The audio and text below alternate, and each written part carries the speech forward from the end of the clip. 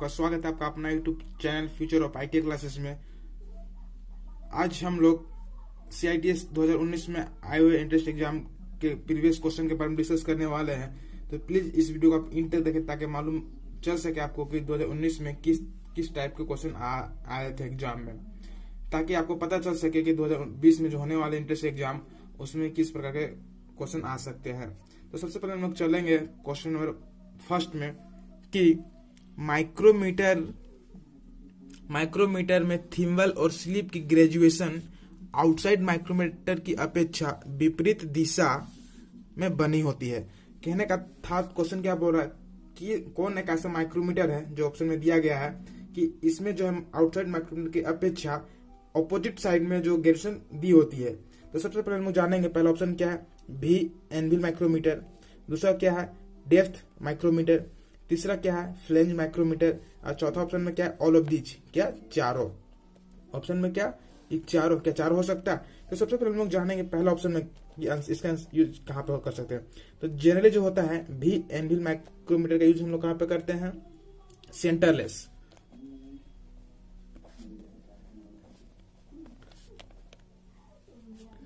Centreless जो power मापना है तो हम लोग वहां पे किसका यूज करते हैं, भी एनविल माइक्रोमीटर का यूज करते हैं। सेकंड ऑप्शन में क्या है डेप्थ माइक्रोमीटर इसका क्या हो जाएगा, सही आंसर हो जाएगा। इसका आंसर जो क्या हो जाएगा बी नंबर यानी डेप्थ माइक्रोमीटर। इसका आंसर क्या हो जाएगा डेप्थ माइक्रोमीटर। तो सबसे पहले हम लोग जान लेते हैं थोड़ा सा डेप्थ माइक्रोमीटर के बारे में कि डेप्थ माइक्रोमीटर की रेटेड स्टॉप में कौन सी थ्रेड कटी होती है, रेड जेट जो है उसमें कौन सी थ्रेड कटी होती है, बट्रेस थ्रेड,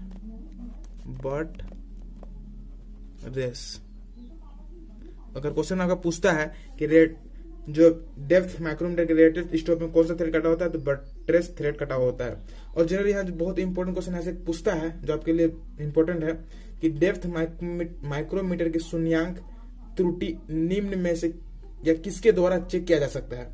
डेप्थ माइक्रोमीटर की शून्यांक त्रुटि किसके द्वारा चेक किया जा सकता है। तो इसका आंसर क्या हो जाएगा सरफेस प्लेट।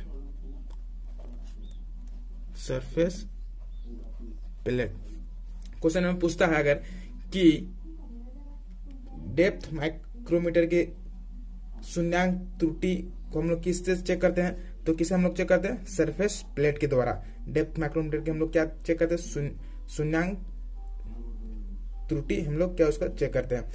सी ऑप्शन में क्या है फ्लेंज माइक्रोमीटर। तो इसका प्रयोग हम लोग कहाँ पे करते हैं, फ्लेंज माइक्रोमीटर हम लोग प्रयोग कहाँ पे करते हैं। इसका प्रयोग जनरली जो हम लोग करते हैं गियर के कोडल थिकनेस को मेजरमेंट करने के लिए हम लोग किसका प्रयोग करते हैं, फ्लेंज माइक्रोमीटर। ये क्वेश्चन बहुत इंपॉर्टेंट है, ये आपका इसरो सेल DRDO में आया हुआ क्वेश्चन भी है और आपका 2019 CITS एग्जाम में भी शायद आ चुका है। तो इसका प्रॉब्लम हम लोग कहां पे करते हैं, गियर के कोडल थिकनेस को चेक करने के लिए किसका प्रॉब्लम हम करते हैं, फ्लेंज माइक्रोमीटर। अगर जनरली यहीं पे क्वेश्चन घुमा के थोड़ा पूछ दिया कि वर्नियर माइक्रोमीटर है ना, वर्नियर माइक्रोमीटर का लिस्ट काउंट कितना होता है, वर्नियर माइक्रोमीटर का लिस्ट काउंट कितना होता है 0.001 mm है ना, कितना होता है 0.001 mm या फिर 0.001 इंच है ना। यहाँ से इतना क्वेश्चन आप जान, यहाँ से कितना कम से कम आपको 4 पॉइंट नॉलेज एक्स्ट्रा मिल गया। सेकंड क्वेश्चन हम लोग चलते हैं कि किस छेनी का प्रयोग चाबी घाट या खांचे को काटने के लिए हम लोग किया जाता है। क्वेश्चन क्या पूछ रहा है कि चारों में से जो कौन एक ऐसा चीजल है जिसका प्रयोग हम लोग कहां पे करते हैं, क्यूए स्लॉट इत्यादि काटने के लिए हम लोग जनरली करते हैं। तो पहला ऑप्शन में क्या है वेब चीजल, दूसरा क्या केप चीजल, तीसरा क्या फ्लैट चीजल, चौथा क्या डायमंड पॉइंट चीजल है ना। तो सबसे पहले हम लोग चारों ऑप्शन के बारे में डिस्कस करते हैं कि वेब चीजल क्या है। वेब चीजल का प्रयोग हम लोग कहां पे करते हैं, वेब चीजल का प्रयोग हम लोग कहां पे करते हैं, जनरली जो है चेन ड्रिलिंग है ना, चेन ड्रिलिंग में अगर यूज करना है तो हम लोग किसका यूज करते हैं, वेब चीजल का यूज करते हैं। केप चीजल को हम लोग क्या कर सकते हैं और क्रॉस कट इसका अलग नाम है एक क्रॉस कट चीजल। ये आपका एग्जाम में WPDCL एग्जाम में आ चुका है कि क्रॉस कट चीजल को और किस चीजल के नाम से जाना जाता है। इसका हम लोग कहाँ पे करते हैं, कैप चीजल। इसका प्रयोग हम लोग जनरली कहाँ करते हैं, इसी का प्रयोग हम लोग करते हैं कीवे, चाबी घाट इत्यादि कटिंग करने के लिए हम लोग किसका प्रयोग करते हैं, कैप चीजल या फिर क्रॉस कट चीजल। दोनों एक ही चीजल का नाम है। इसका जो सही आंसर क्या हो जाएगा, इसका प्रयोग हम लोग फ्लैट सरफेस से धातु को हटाने तथा वेल्ड, जोड़ एवं ढलाई की हुई फालतू धातु को हम लोग क्या करते हैं, हटाने के लिए हम लोग किसका यूज करते हैं, फ्लैट चीजल का यूज करते हैं। और जनरली यहाँ से क्वेश्चन पूछता है अकॉर्डिंग टू ISI, है ना, अकॉर्डिंग टू ISI के अनुसार फ्लैट चीजल की लंबाई कितना होता है। तो जनरली इसका कितना होता है लंबाई, 100 से 200 mm, है ना। यही बहुत इंपॉर्टेंट क्वेश्चन, ये भी एग्जाम में आ चुका है, यहाँ से क्वेश्चन आ सकता है। क्वेश्चन अगर पूछा according to ISI length of cold flat chisel, तो उसका लंबा हम लोग कितना रहता है, 100 से 200 mm। जनरली यहाँ से क्वेश्चन ये पूछ सकता है। डी ऑप्शन क्या है, diamond point chisel. D option में क्या है, डायमंड पॉइंट चीजल। तो इसका जो पॉइंट होता है कैसा होता है, शार्प, मतलब पूरा नुकीला होता है ना, जो किसका बना होता है, डायमंड का बना होता है। इसका प्रयोग हम लोग कहाँ पे करते हैं, तीखे किनारे को छीलने के लिए, जहाँ पे शार्प एज होता है वहां पे हम लोग किसका यूज करते हैं, डायमंड पॉइंट चीजल। वहां पे हम लोग किसका यूज करते हैं, डायमंड पॉइंट चीजल का प्रयोग हम लोग करते हैं। जहाँ पे तीखे या किनारों को, तीखे किनारे को कटिंग करना, तो हम लोग वहां पे इसका यूज करते हैं।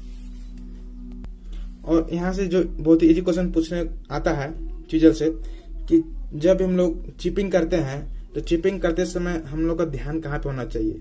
ऑप्शन में बहुत डिफरेंट ऑप्शन रहते हैं, लेकिन कहाँ पे हम लोग का ध्यान होना चाहिए, पॉइंट पे।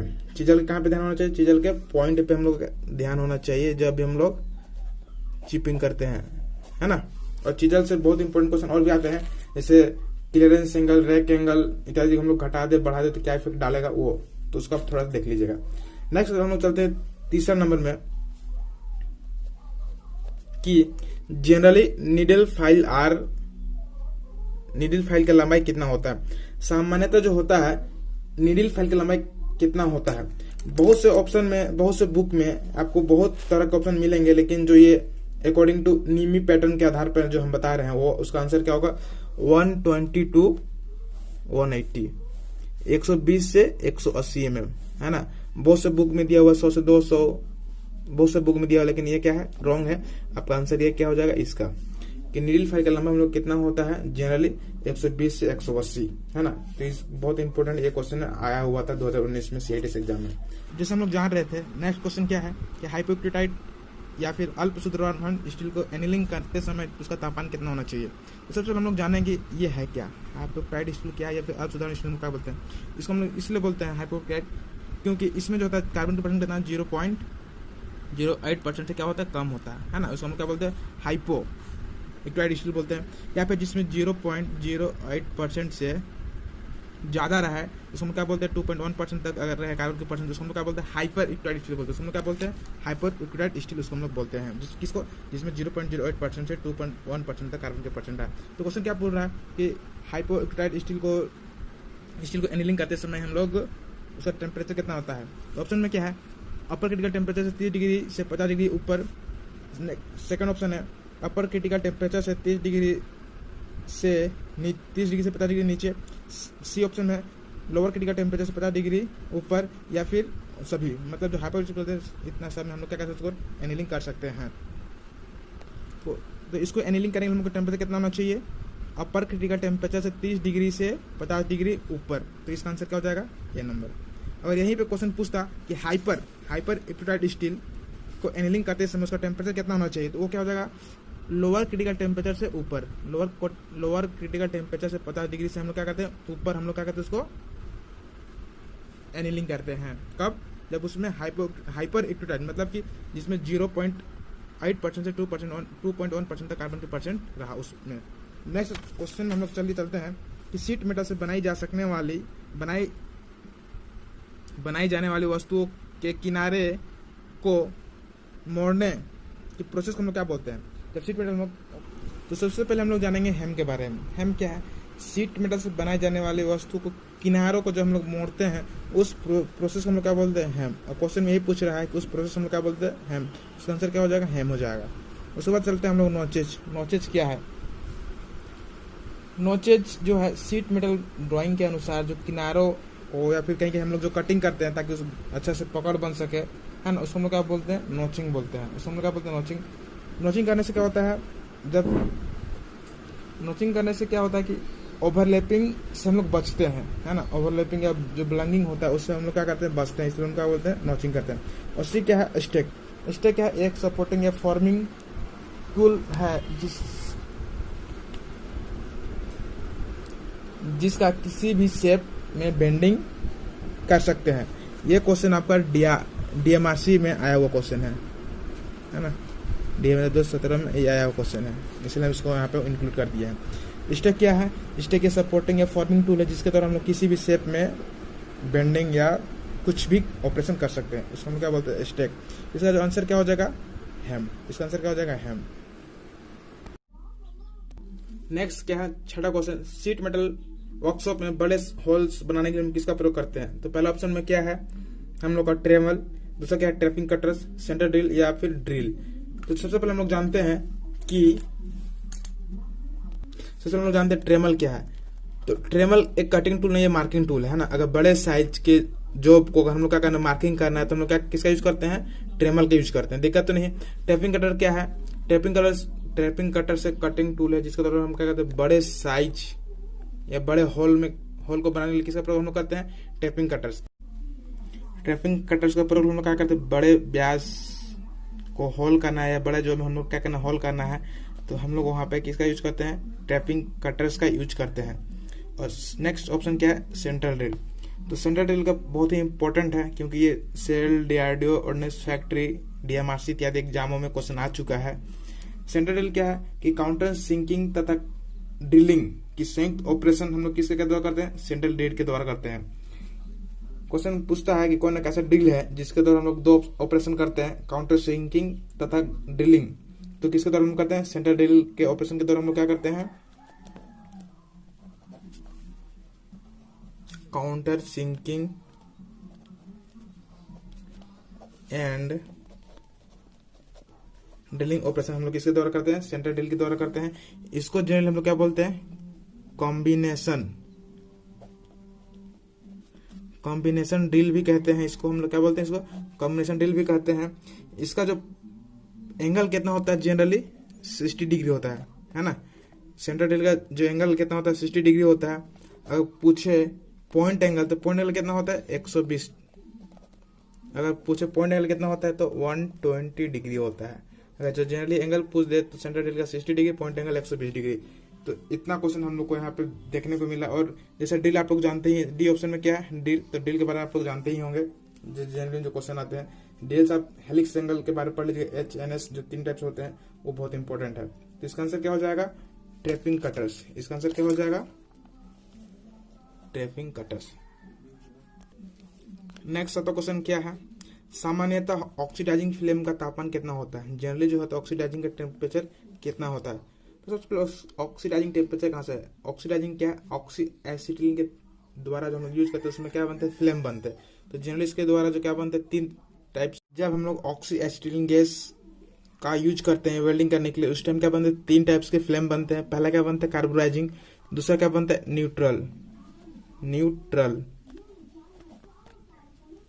न्यूट्रल फ्लेम बनता है। तीसरा क्या बनता है, ऑक्सीडाइजिंग, है ना। 3 टाइप्स के फ्लेम बनते हैं। पहला क्या, कार्बोराइजिंग, न्यूट्रल, ऑक्सीडाइजिंग, है ना। इसको हम लोग उदासीन बोलते हैं। तो जनरली जिसका टेम्परेचर कितना, 3100 डिग्री से, जिसका कितना होता है 3200, इसका कितना होता है 3300। इसको याद करने का तरीका हम इस टाइप से बनाया है, CNO, है ना।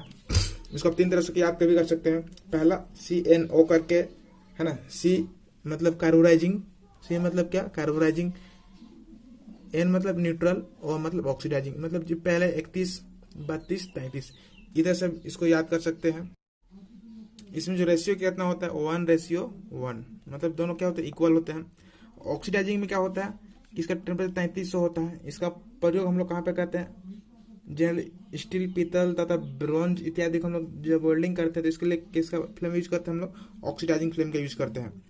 और इसमें जो रेशियो होता है 1.5:1, मतलब क्या होता है इसमें ऑक्सीजन की मात्रा क्या होती है? ज्यादा होती है और एसिडिन कम होता है। मतलब इसमें रेशियो कितना होता है? 1.5:1 इसका रेशियो होता है। तो इसका आंसर क्या हो जाएगा कि ऑक्सीडाइजिंग फ्लेम का टेम्परेचर कितना होता है? तो हम लोग इस तरह से किस तरह से याद किए? CaO, मतलब लास्ट में, मतलब किसका आंसर क्या हो जाएगा? 3300। इसका आंसर क्या हो जाएगा? 3300। अब चलिए हम लोग चलते हैं नेक्स्ट क्वेश्चन, जो बहुत इंपॉर्टेंट है, ये आपको बहुत एग्जाम में देखने को मिल चुका है। क्वेश्चन क्या है कि फ्लो स्टडी रेस्ट को लेथ मशीन पर कहाँ पर हम लोग लगाते हैं या फिर उसको हम फिट करते हैं? क्वेश्चन क्या है कि फ्लो स्टडी रेस्ट को लेथ मशीन पर कहाँ पर हम लोग क्या कहते हैं? सेट करते हैं। तो ऑप्शन आपका है बेड पर, सैडल पर, टेलीस्टोक में या फिर कहीं भी, मतलब लेथ मशीन पर कहीं भी हम लोग क्या कर सकते हैं? इसको सेट कर सकते हैं। तो जैसे हम लोग जानते हैं बेड कहीं पर, तो सबसे पहले हम लोग जानते हैं study rest. Study rest generally जो होते हैं दो टाइप्स के होते हैं। पहला क्या होता है? फ्लो स्टडी रेस्ट, जैसे हम लोग क्वेश्चन में आ चुका है। और दूसरा क्या होता है? फिक्स स्टडी रेस्ट, है ना। ये बहुत इंपॉर्टेंट है, यहाँ पे कॉन्सेप्ट क्लियर कर लीजिए कि स्टडी रेस्ट जो होते हैं टू टाइप्स के होते हैं। पहला क्या? फ्लो स्टडी रेस्ट, और दूसरा क्या होता है? Fix study rest. Flow study rest को हम लोग कहाँ पे सेट करते हैं? इसको हम लोग सेट करते हैं सैडल पे। क्वेश्चन अगर पूछा कि फ्लो स्टडी रेस्ट को हम लोग कहाँ यूज करते हैं? तो सैडल पे। कहाँ पे यूज करते हैं? हम लोग सैडल पे यूज करते हैं। और फिक्स स्टडी रेस्ट को हम लोग कहाँ पे यूज करते हैं? बेड पे। ये आपका सेल में भी आया हुआ क्वेश्चन है, और 2019 का CIT एग्जाम में भी ये क्वेश्चन आया हुआ था कि फ्लो स्टडी रेस्ट हम लोग कहाँ पे सेट करते हैं? तो उसको हम कहाँ पे सेट करते हैं? सैडल पे यूज करते हैं। और फ्लो स्टडी रेस्ट को हम लोग क्या बोलते हैं? ट्रेवलिंग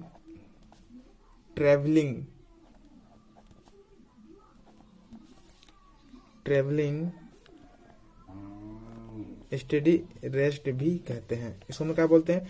ट्रेवलिंग स्टडी रेस्ट के नाम से भी जाना जाता है। जिसको हम लोग कहाँ पे सेट करते हैं? सैडल पे सेट करते हैं।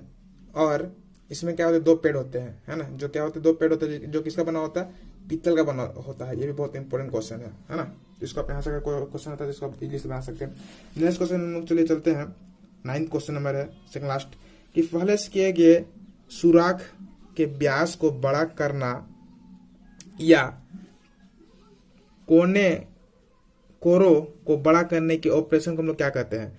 क्वेश्चन क्या पूछ रहा है कि पहले से किए गए होल के व्यास को हम लोग क्या करते हैं? बड़ा करना, या फिर कोरे को बड़ा करने के ऑपरेशन को हम लोग क्या बोलते हैं? तो पहले ऑप्शन में क्या है? जैसे हम देख रहे हैं, सेंट्रल ड्रिलिंग है, स्पॉट फेसिंग है, बोरिंग है और काउंटर सिंकिंग है।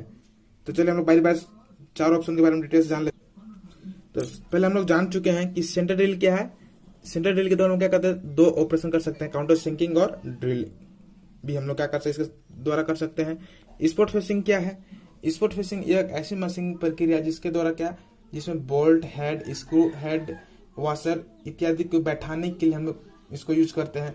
लेकिन ये क्या है कि ऑपरेशन कम गहराई तक सुराख को कटिंग करने किसका प्रयोग हम लोग करते हैं? Spot facing. जनरली जो है स्पॉट फेसिंग और बोरिंग दोनों सेम टाइप्स के होते हैं, लेकिन स्पॉट फेसिंग क्या है कंडीशन कि हल्का होल, मतलब कम गहराई तक होल को चौड़ा करने के लिए किसे हम लोग करते हैं? Spot facing. इसका यूज कहाँ पे हम लोग करते हैं? इसका हम लोग यूज करते हैं बोल्ट, स्क्रू इत्यादि को सेट करने के लिए इसका प्रयोग करते हैं हम लोग स्पॉट फेसिंग। थर्ड क्वेश्चन क्या है? बोरिंग। थर्ड क्वेश्चन क्या है? बोरिंग। थर्ड ऑप्शन क्या है हम लोग का? बोरिंग। तो इसको हम लोग जनरली कहते हैं काउंटर बोरिंग भी कहते हैं। इसको हम लोग क्या कहते हैं? काउंटर बोरिंग भी कहते हैं।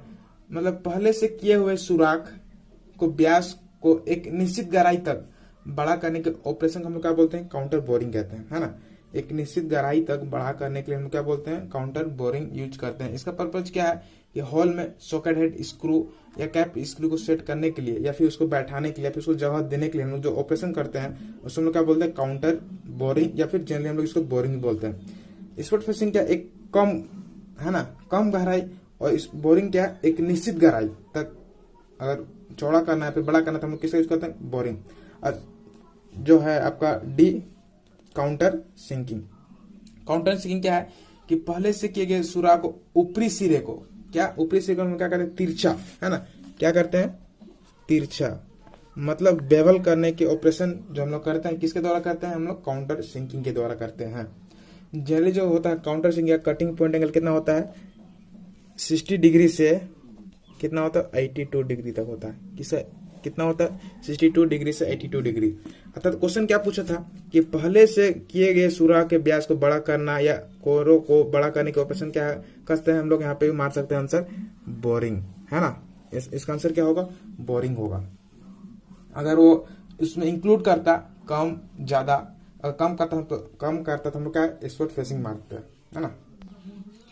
इस वीडियो का लास्ट क्वेश्चन, लगभग लो कार्बन स्टील में कार्बन परसेंटेज तक कितना होता है। कार्बन के परसेंट 15% से 1.6% तक होता है। जैसे हम लोग जानते हैं स्टील का एलॉय है, इसमें लोग कार्बन इंक्लूड करते हैं, तो इसको हम लोग डबल करते हैं तो क्या हो जाएगा, डबल 0.30%।